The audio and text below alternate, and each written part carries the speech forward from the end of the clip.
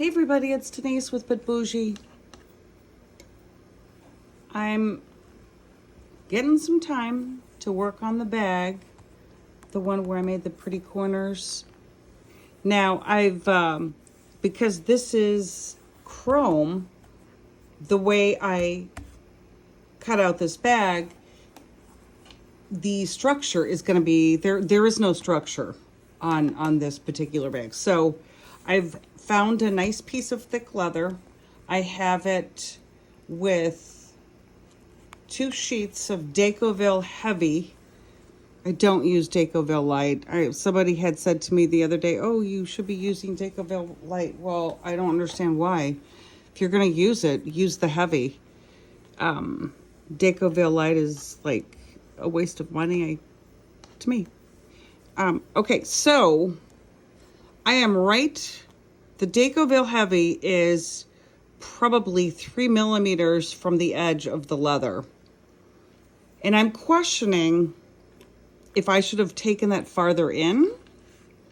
I didn't want it farther out because I don't want this sideways. I want this leather to be flush with the chrome. So let's see what happens. It's not the first time I've tossed leather out the window. So I'm going this way because my foot's this way.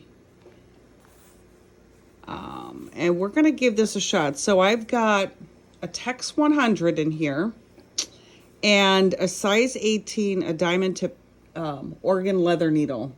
So let's give this a shot. And I know people are probably saying I should go bigger, I should go thicker thread, but you know, why? I mean, I think I would be okay. But I got to make sure I know where I want to start. I think right there is good. Can I do it right there? Got to kind of play with it a little bit. So what I'll do with this bag then when it's finished, that's about right. I am going to put little feet on the bottom. And again, this is just another prototype. I want to see how this works until I get it just right. And then I can say, okay, now I can make them and sell them. But until it's just right, I'm not going to...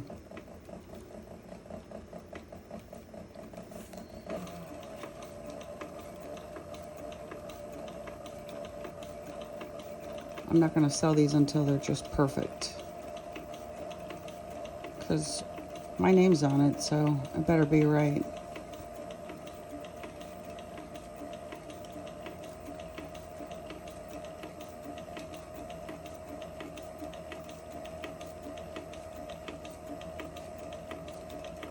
So,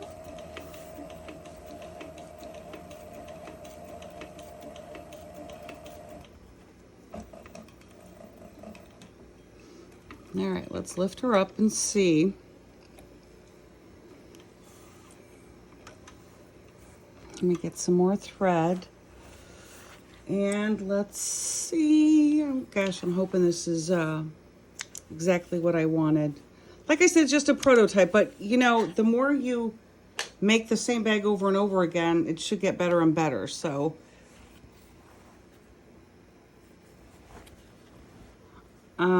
it's a little crooked right there. That is not a good one. Okay, so I'm going to go over these stitches here and let's do this side and see what it looks like. At least it's heavy because now as I'm bending this, that's what I wanted. I wanted that base. I wanted that base to be heavy. So I did get heavy. All right. And when I did this side,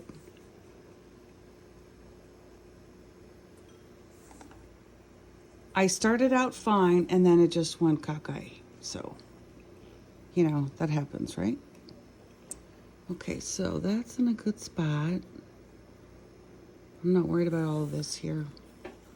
Like I said, this goes on my shelf, on the shelf of number, oh gosh, I don't even know what number this is.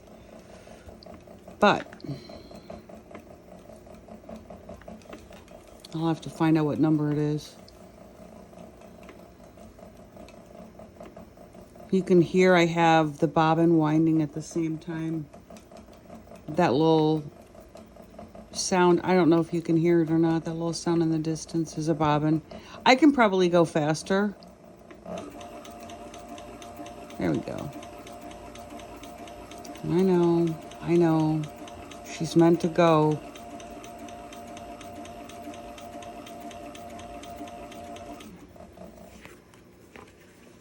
All right, let's see.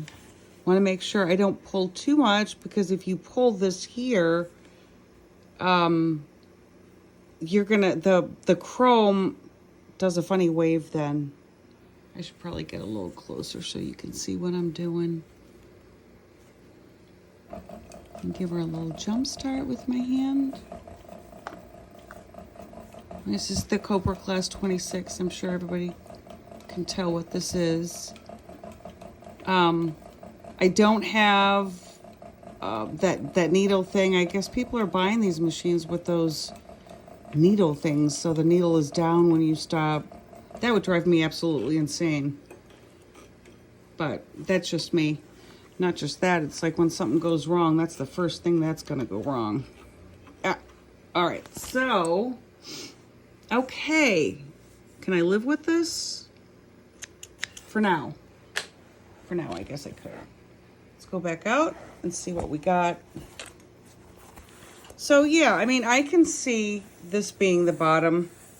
So, little word to the wise, if you're gonna do something like this and you're questioning if you can get it straight, because this is not straight.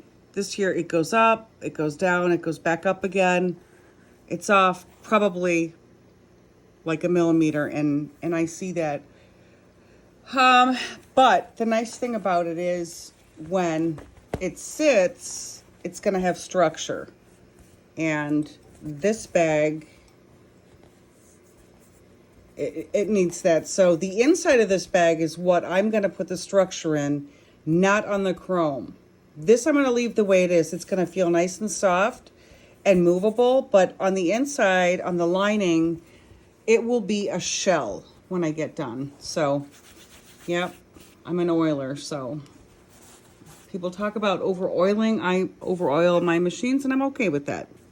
So, okay, so this is good for now. I will get the feet on there. I will find the position, and I will sew the sides down. They've been skived, and they're nice. They're nice and soft and very thin, just perfect for a seam. Let's see, what else do I have? I did the top also, so that's ready. And that's just about it. So I have to figure out what I want to use for lining. I think I'm going to try and find something between this taupe and this like chocolatey color, or maybe you call it a coffee. Somewhere in between that has those colors. Like I said, this is just going back on a shelf, learning from it, what I could have, should have done differently. So that's what I'm doing right now. And I'll come back and we'll put it together, and we'll get the lining. I'll show you how I do the lining and everything. And then we have to do the handles and maybe some other things. I'm not sure. And I still have to figure out what I'm doing in these corners here to not take away from these corners. So anyway, so we'll see you soon. Happy sewing.